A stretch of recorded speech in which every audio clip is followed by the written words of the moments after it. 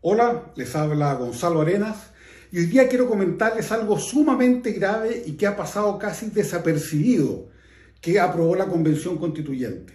Porque ya aprobaron en la comisión, y va a pasar al pleno, las normas sobre el derecho de propiedad.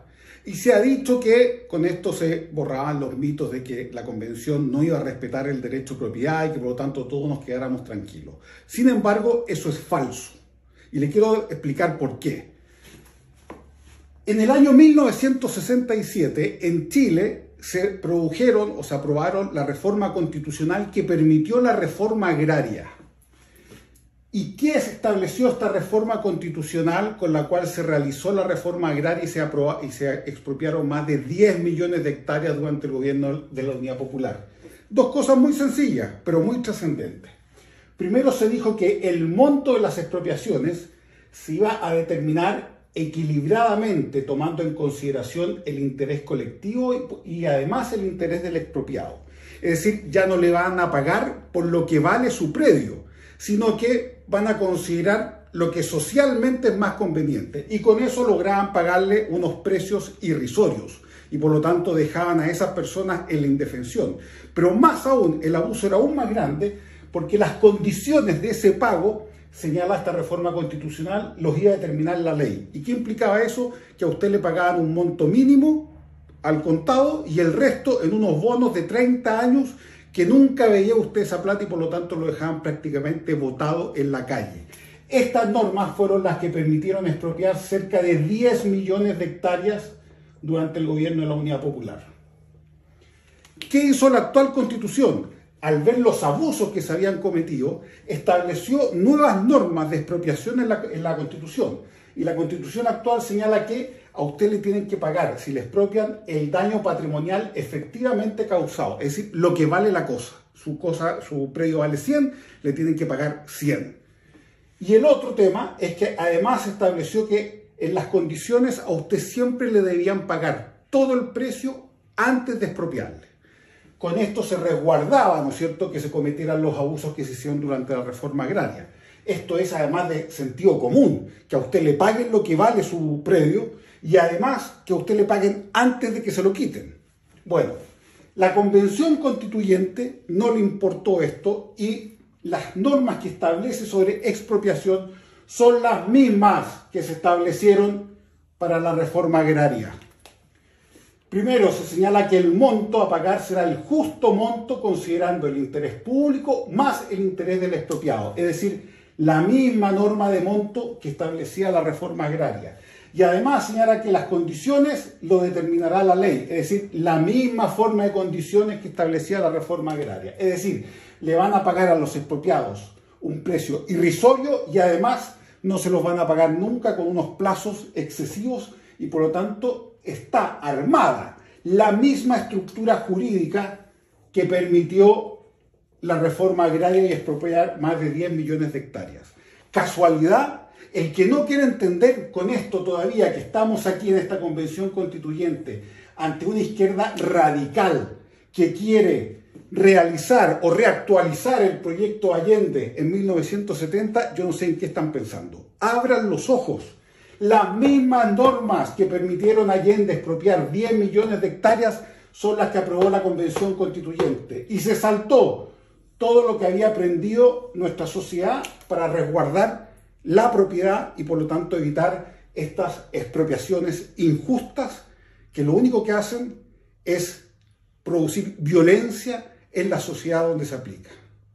Ojo, se lo advierto, estamos ante una izquierda radical que quiere reactualizar el proyecto de la Unidad Popular. Más claro, ¿dónde? Gracias.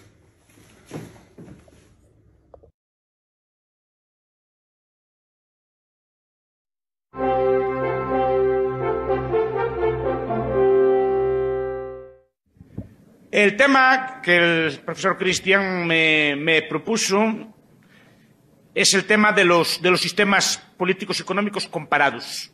O sea, básicamente comparar el capitalismo y el socialismo. Y después el tema de cuál es la forma política pues, más adecuada para promover uno o el otro. ¿Cuáles de entre las distintas formas políticas que existen hoy en día? Ya se olvidó el estudio de las formas, pero las formas siguen siendo relevantes. ¿Cuál es la forma política? Democracia, autocracia, dictadura, monarquía. ¿Cuál de las formas es la más adecuada para promover el desarrollo económico? ¿Cuál es la forma más adecuada para promover estos valores? Entonces, es un debate a ver qué podemos sacar de aquí. Yo, básicamente, no traigo una conferencia muy larga. Voy a traer una serie de puntos y después vamos a discutir. Bien.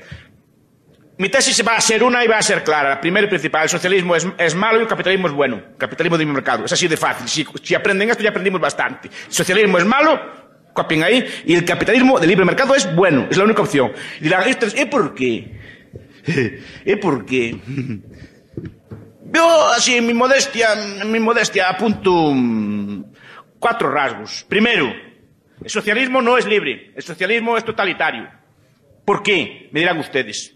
Porque sin propiedad privada no hay libertad. Sin propiedad privada no puede haber libertad. No puede haber libertad de expresión, libertad de asociación, ni libertad de movimiento, ni ningún otro tipo de libertad humana. Porque no puede haberlo. Esto lo explicó una serie de autores.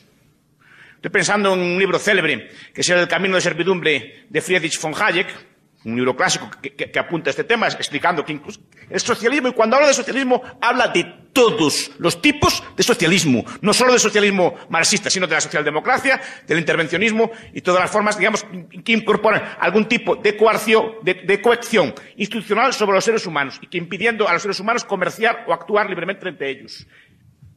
Hayek, El camino de servidumbre, Wilhelm Röpke, en La crisis social de nuestro tiempo, o por ejemplo en la obra de Mises, por ejemplo, el liberalismo, o por ejemplo en la obra de Gottfried Tietze, es un autor alemán emigrado a Estados Unidos también, que toca este tipo de temas. ¿Y por qué no puede haber libertad en el socialismo?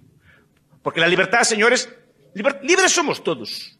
Dentro del interior de nuestras mentes, dentro del interior de nuestras cabezas, todos somos libres. En nuestras ideas, en nuestra propia persona no puede mandar nadie. Interiormente, internamente, cada uno de nosotros tenemos las ideas que queremos. No hay forma de evitar. Lo que sí se nos puede impedir es expresarlas. Lo que sí se nos puede impedir es llevarlas a cabo. Y para eso, para poder llevarlas a cabo, para poder expresarlas, sí que necesitamos de libertad. Sí que necesitamos de propiedad privada. Es decir, la libertad, la expresión de la libertad requiere siempre de una base material. Es decir, para poder expresar la libertad necesitamos pues, de un medio de comunicación, necesitamos de papel, necesitamos de tinta, necesitamos de una imprenta, necesitamos de una logística de distribución, o sea, necesitamos de bienes materiales. Si queremos explicar en un auditorio, un debate de este tipo, necesitamos un auditorio, un local, y necesitamos un sitio, electricidad, luz, agua, etcétera, que nos permitan llevar a cabo este bien. Si queremos hacer un programa de televisión o un programa de radio, necesitamos una emisora de radio, necesitamos un receptor de radio, necesitamos un local donde hacer el programa, necesitamos unas cámaras para filmar y emitir el programa. Si queremos incluso usar Internet, necesitamos de computadores, necesitamos de edificios y necesitamos de lugares para hacer este tipo de cosas. Bien, si el Estado posee todos los medios de producción, si el Estado posee todos los bienes de una nación, simplemente si queremos hacer un programa de radio, ¿dónde lo hacemos? Si queremos elaborar un discurso como este, ¿dónde lo hacemos? Necesitamos pedir permiso. Por ejemplo, ¿qué hizo Salvador Allende en su momento? Pues no hizo nada raro. ¿Puso censura? No puso censura. Simplemente nacionalizó el papel de prensa y nacionalizó los repuestos de radio. No hizo falta censurar, no hizo falta elaborar una ley de censura, una ley de mordaza, nada así por el estilo. Simplemente nacionalizó el papel de prensa. Y simplemente, a partir de entonces, solo le daba papel a los suyos. ¿Prohibió algo? No, pero simplemente privó de la base material a la libre expresión. Y en general, cualquier reunión, cualquier asociación, cualquier libertad, sea esta de trabajo, si todos los medios de producción son del Estado y no me gusta mi trabajo, ¿a dónde voy? ¿A dónde voy si todas las empresas son del Estado? Entonces, en primer lugar, creo que es algo obvio. Si todo es propiedad del Estado, si hay una sociedad socialista y todo es propiedad colectiva, la libertad depende de la voluntad, del capricho, del arbitrio del gobernante. Es decir, es el gobernante quien decide qué libros se editan y cuáles no se editan, qué música se puede ejecutar o qué conciertos se pueden dar y cuáles no, y qué conferencias se pueden dar y cuáles no, y qué religiones pueden existir y cuáles no. Entonces, primer punto. Si no hay propiedad privada, no hay libertad, porque, le repito, la libertad requiere siempre de una base material. La expresión de la libertad política o económica requiere de base material.